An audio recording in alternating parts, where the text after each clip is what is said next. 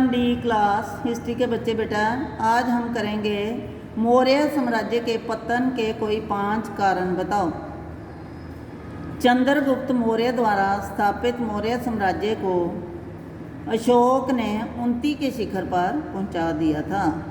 अशोक के समय में बेटा बहुत विकास हुआ था मौर्य साम्राज्य का, परंतु उसकी मृत्यु के लगभग 50 वर्षों के बाद ही इसका पतन होना आरंभ हो गया। इस पतन के जो हैं कुछ कारण हैं, उनमें से ये महत्वपूर्ण कारण है। सबसे पहला, कमज़ोर तथा अयोग्य उत्तराधिकारी। 232 ईस्वी पूर्व में अशोक की मृत्यु के बाद कुणाल, दशरथ, संप्रति, वृद्धरथ आदि मौर्य सम्राट बने, परंतु वे सारे अयोग्य सिद्ध हुए। दूसरे मौर्य सम्राट निरंकुश और स्वेच्छाचारी शासक थे। प्रशासन की सभी शक्तियां उनके हाथों में केंद्रित थी। इस प्रकार के शासन का स्थिर रहना या ना रहना सम्राट की योग्यता या अयोग्यता पर निर्भर करता है। अगर सम्राट योग्य है तो जो शासन है स्थिर रह सकता है, अगर अयोग्य है तो शासन स्थिर नहीं रहेगा। अशोक के अयोग्य उत्तराधिकारी के समय ये स्थिति मौर्य साम्राज्य के पतन का कारण बनी। दूसरा है विशाल साम्राज्य।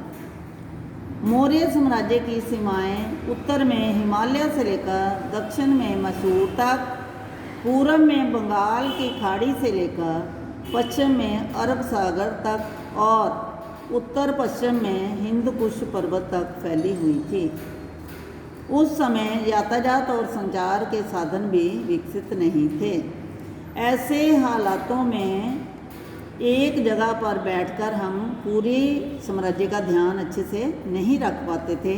ऐसी स्थिति में अशोक कमज़ोर तथा अयोग्य उत्तराधिकारी जो हैं अशोक के, इतने बड़े साम्राज्य को ना संभाल सके और साम्राज्य के पतन का कारण बने। नंबर 3, प्रांतीय अधिकारियों के अत्याचार। मौर्य काल में राजधानी से दूर स्थित प्रांतों के गवर्नर और दूसरे कर्मचारी स्थानीय जनता पर बहुत अत्याचार करते थे, जिसके कारण लोग विद्रोह कर देते थे।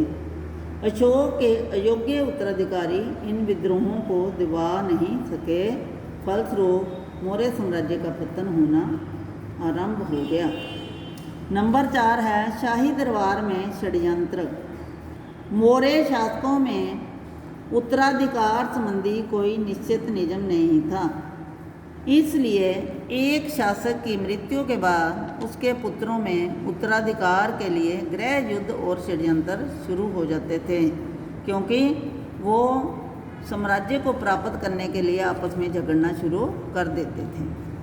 आर्थिक संकट। अशोक ने कलिंग के युद्ध के बाद कोई युद्ध नहीं किया था, क्योंकि कलिंग के युद्ध के बाद उसने युद्धों का त्याग कर दिया था, अहिंसा और शांतिप्रिय नीति अपना ली थी। फिर भी सेना के रखरखाव का भारी खर्च होता था। युद्ध चाहे नहीं करने होते बेटा, फिर भी सेना तो रखनी पड़ती है कि किसी भी समय सेना की ज़रूरत पड़ सकती है। विशाल नौकरशाही पर भी बहुत अधिक व्यय किया जाता था। अशोक ने स्तूपों, विहारों, जन कल्याण के कार्यों और दान में इतना धन व्यय कर दिया था कि राजकीय कोष रिक्त हो गया। धन की कमी में विशाल मौर्य साम्राज्य को स्थिर रखना मुश्किल हो गया, फलस्वरूप इसका पतन हो गया। धन्यवाद बेटा, इतना ही करना है।